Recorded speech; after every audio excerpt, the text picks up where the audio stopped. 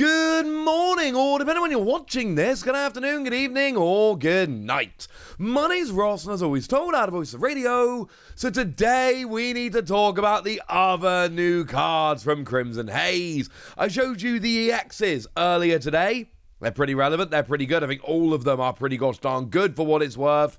But today I've got to show you the rest of the cards. We got a new secret rare, but we need to start off with a new Ace Spec. Because here's the thing, right? I showed you Prime Catcher.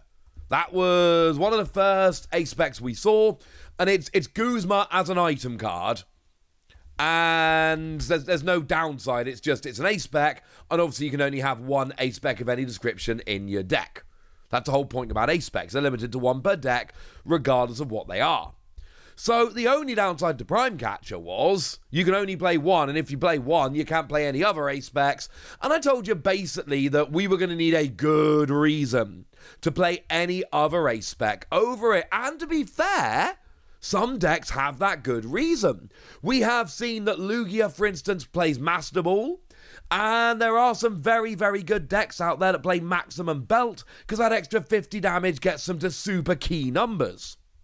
Like a Giratina, for instance, that goes from hitting 280 to 330, which is, of course, the magic number to one-hit KO a Charizard, which is the best deck in the format right now. So there are reasons to play other Ace Specs, but I told you it was going to take a lot for this not to be the default. I told you we might not get another one that's as good. But we have. We have got another one that is right up there, ladies and gentlemen. We've got ourselves Unfair Stamp. And oh my word, is Unfair Stamp a ridiculous card. Now, it's an item card, and you can only use it if you had a Pokemon KO during your opponent's previous turn. But if you did, it doesn't have to be from damage from an attack, just any point during their turn, bearing in mind things like Poison KO during Pokemon Checkup, not during your opponent's turn. They won't activate this. Each player shuffles a hand into their deck, you draw 5 cards, and your opponent draws 2. This might legitimately be too good.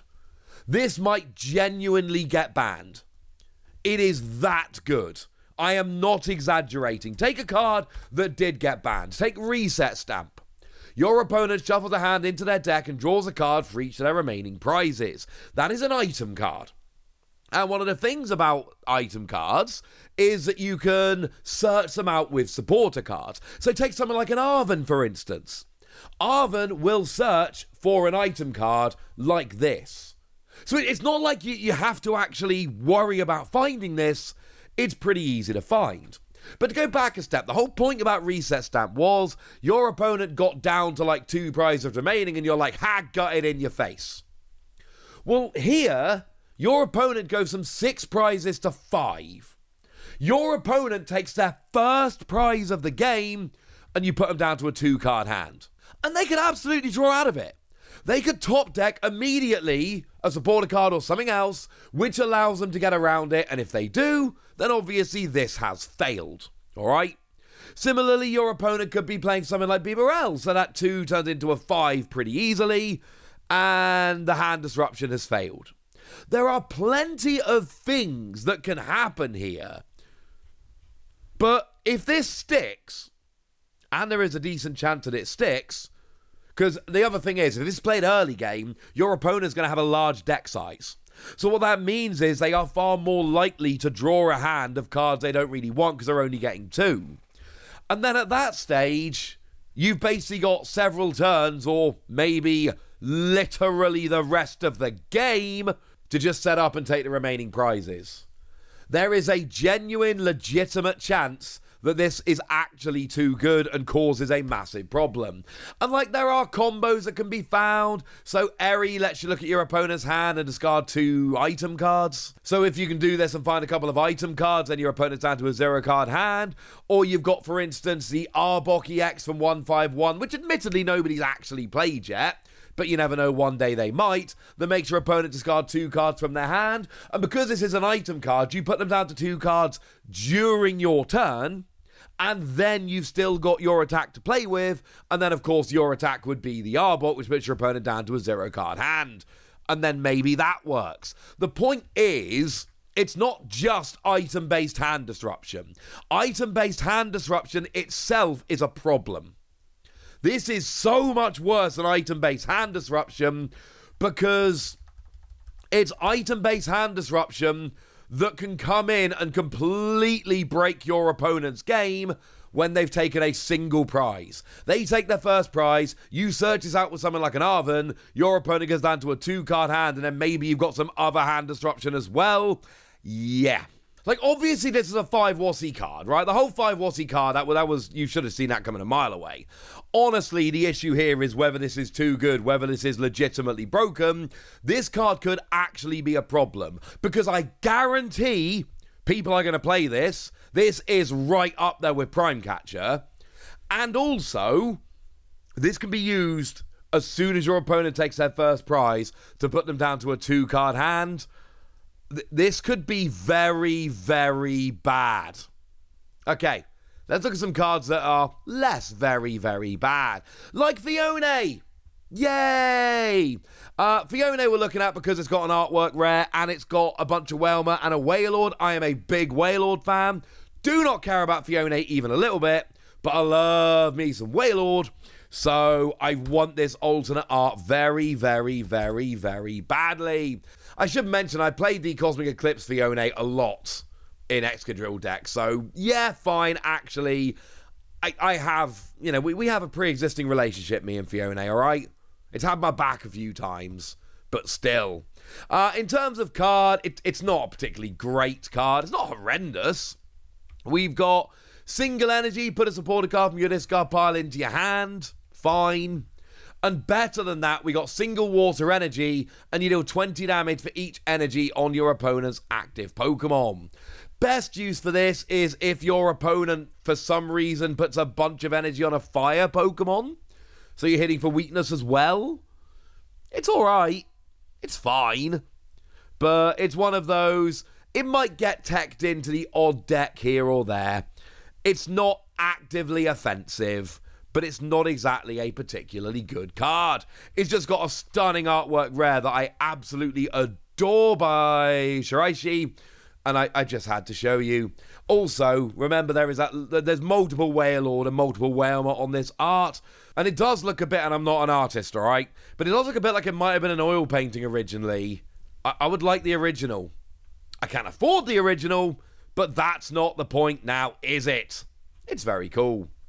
Now, one of the big questions, when we looked at Crimson Haze yesterday, when we had the booster pack artwork, but we didn't actually know any of the cards, one of the big questions was Diplin. And the reason Diplin was a big question is that there is Hydrapple, who is, of course, a Stage 2 that evolves from Diplin, just Diplin, not Flapple or Appleton. And so how are they going to deal with this? I know I told you I was very confident there wouldn't be a Hydrapple in the set. Look, they've showed us Diplin, but not Hydrapple. It doesn't technically confirm there's no Hydrapple in the set, but there isn't. All right, it's not coming.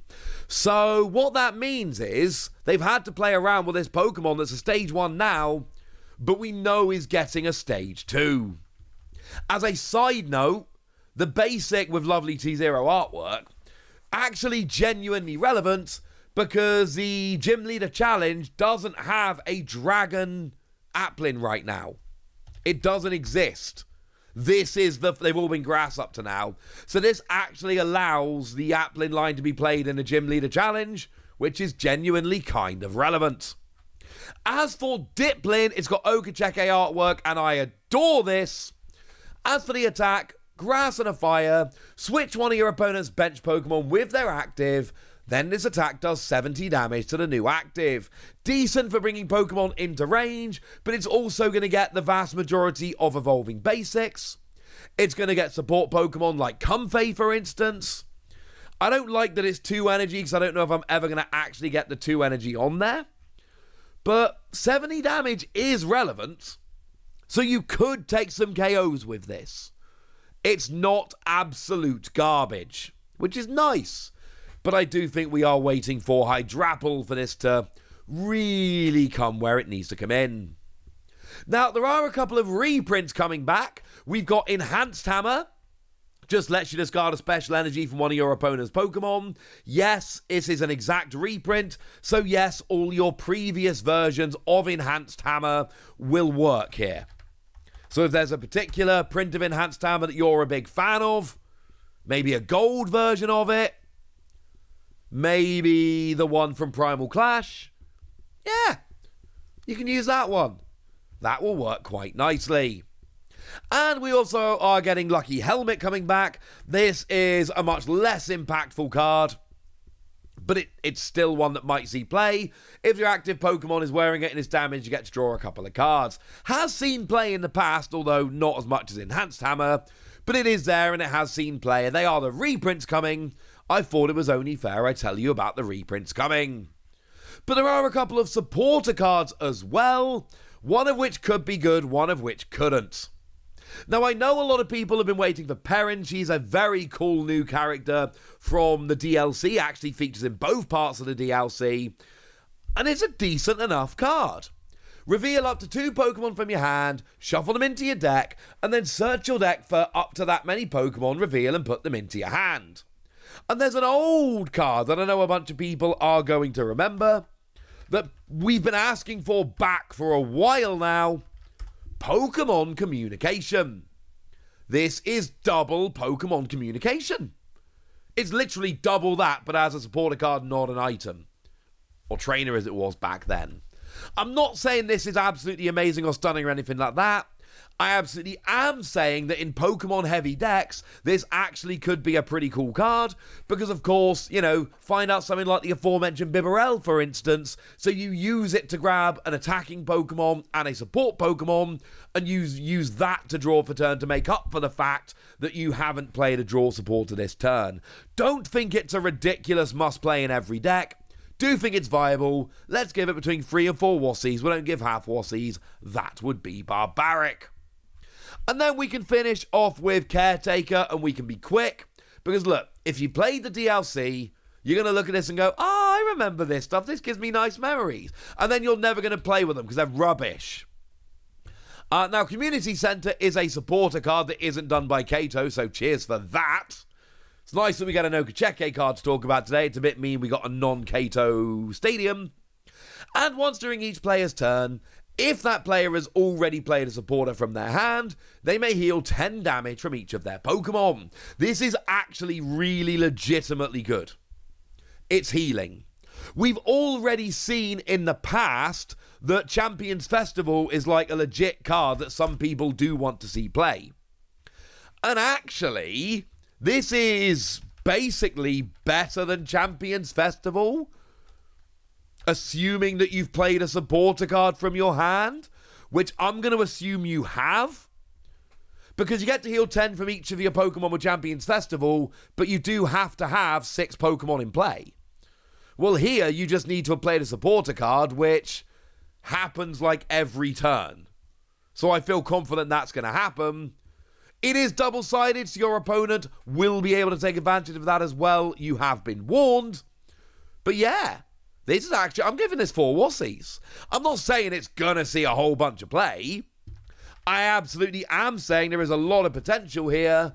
And if you think that your deck is going to need a little bit more healing than your opponent's, yeah, use this. This could be a really good stadium. Caretaker is garbage, though. It's a supporter card that draws 2 cards, and then if Community Center is play, Caretaker goes back to your deck. Not your hand, your deck. Brilliant. So it's literally worse draw than Nemona, but if you've got a specific stadium card in play, you can put it back into your deck so you can use this terrible supporter to waste your supporter slot in a future turn. Brilliant. I'm not scoring this card. It doesn't deserve a score. Yeah, it's garbage. Caretaker sucks. Sorry, but it's terrible. But Community Center is a pretty good card.